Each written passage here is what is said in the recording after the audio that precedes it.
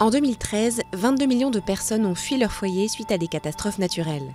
D'ici 2050, le nombre de déplacés pourrait atteindre 200 à 250 millions selon les prévisions les plus pessimistes. La plupart des migrants seront probablement déplacés à l'intérieur de leur propre pays, dans des pays en développement, du fait de phénomènes climatiques comme la sécheresse, les inondations et l'élévation du niveau de la mer.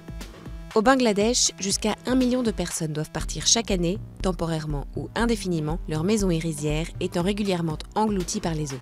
La migration internationale ou l'évacuation de populations entières pourrait être la seule option pour certaines populations durant ce siècle.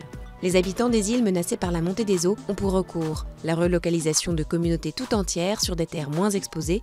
Les Maldives, par exemple, prévoient de construire des îles artificielles flottantes, ou la dispersion des populations et l'exil. L'archipel des Kiribati a ainsi acheté des terres aux îles Fidji voisines.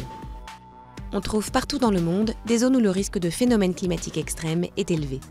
Aujourd'hui, cette nouvelle catégorie de migrants involontaires n'est pas protégée par le droit international, comme le sont les réfugiés de guerre ou les victimes des violations des droits de l'homme. Mais l'impact des changements climatiques est susceptible d'accroître les demandes pour l'existence d'un véritable statut de réfugié climatique.